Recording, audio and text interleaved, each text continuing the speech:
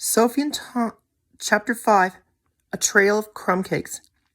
Sophie and Tom agreed to search different parts of the castle grounds and meet back at the maze. Sophie wasn't sure Tom believed her about being able to talk to the dragon. She didn't blame him, really.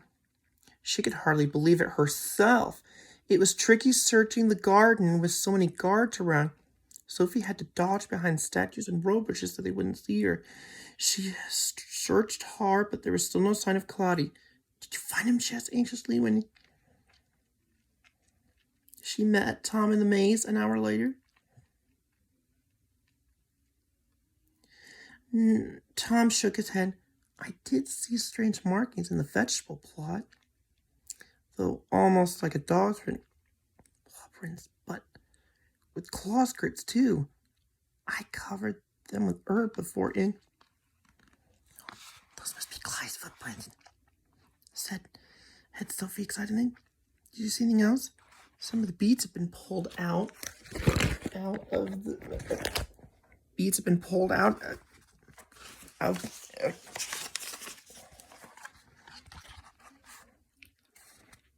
the ground.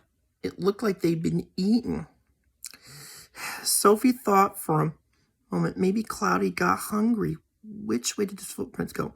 They're all mixed up, so it's hard to tell. Let's start searching from there. Maybe we'll find another clue. Sophie dashed out of the maze toward the vegetable plot. Halfway across the guard, she was stopped by a stern-looking Mrs. Rickard. Sophie, where were you? The housekeeper friend. I've been calling for you for ages. Sophie hoped the Sparkman wasn't going to explain what she'd been up to. There's a terrible mess in the kitchen. The house cook left a window open. An animal must have climbed in and seen the chocolate cake that was meant for the queen's tea. I think it was probably a squirrel. Anyway, the cake is quite ruined. You must come clean up at once. Suspicion dawned Sophie's mind. Yes, Miss Ricker, of course.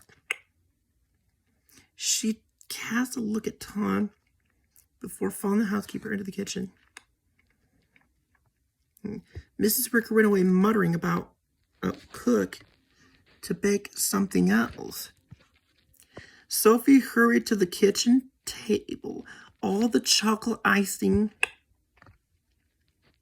had been licked off the cake. There was a large hole in the middle, as if someone had bitten right into it. Sophie felt even more suspicious. Cloudy, she whispered softly. Can you hear me? She thought she heard the rustling somewhere, but there was no sign of the dragon behind the cupboard or under the table. Then she noticed a trail of chocolate brown crumbs leading across the floor. He followed them to the door of the pantry, the little room where cook kept her bags of flour, jars of jam, and pots of spice. Gently, Sophie opened the door and peered into the dark. Cloudy? A snuffling sound came of the gloom, followed by a sneeze. Sophie stepped back to avoid the burst of flame and puff that followed. The waft of smoke away with her hand and slipped into the pantry. She closed the door behind her. Cloudy, what's wrong? Oh, Sophie's difficult. I've been a very bad dragon. You mean because you ate the chocolate cake? Sophie searched around in the dark and found a tear-stained dragon huddled next to a sack of porridge oats. She knelt down and put it on her. Don't you worry about that. You've had a terrible day hurting your wing, and no wonder you're hungry. Cloudy hiccuped. It's not just the cake. I was naughty to go flying by myself. My brother told me I should wait until I was bigger, but I didn't listen. A swirl of wind was around the pantry, rustling the bags of flour. Sophie patted Cloudy comfortably, hoping to calm him down. There was a quiet knock at the pantry door. Sophie, it's me, Tom. The door opened. Tom's face peered around. Is the dragon here? Wow, isn't he small? Sophie hugged Cloudy, who was trying to hide behind her. Don't be scared, it's only my friend Tom. Cloudy looked doubtfully at Tom and then crept over to sniff his shoes. What is that freckled boy thing? Can't you two understand each other?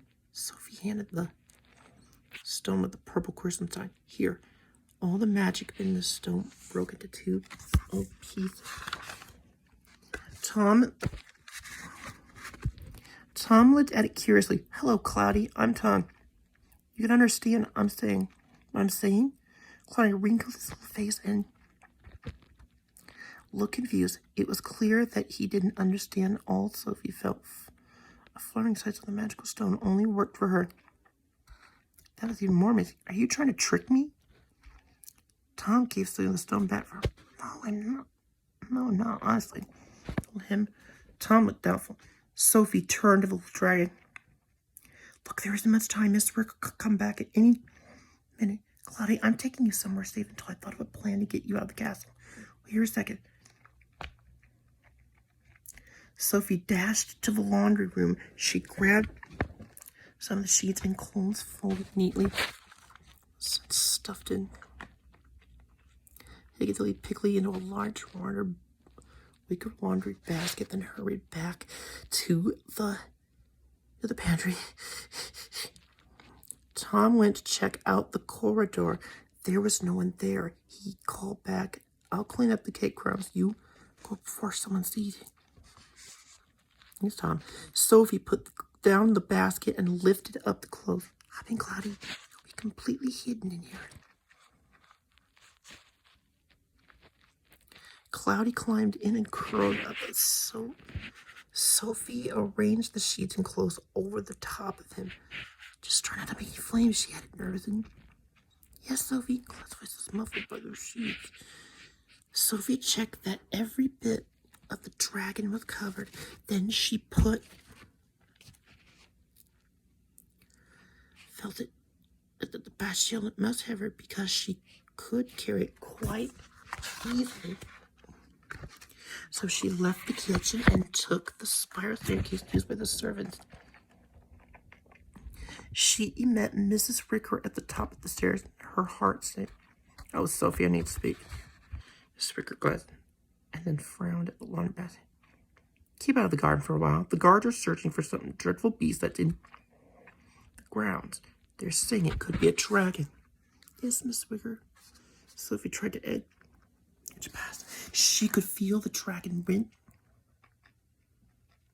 bottom of the sheets of each on top of him started to quiver. The housekeeper put a hand on Sophie's arm. Be very careful. She lowered her voice. This beast must have some deadly plan. The queen has given orders for it to be locked in a dungeon when it's found. Sophie nodded, trusting herself not trusting herself to speak. As soon as she turned the corner, she began to run, the basket bumping her knees. She reached her bedroom and dashed inside, shutting the door behind her. Then she put the basket down on her woolen rug and pulled the sheets off Cloudy. The little dragon fallen fast asleep.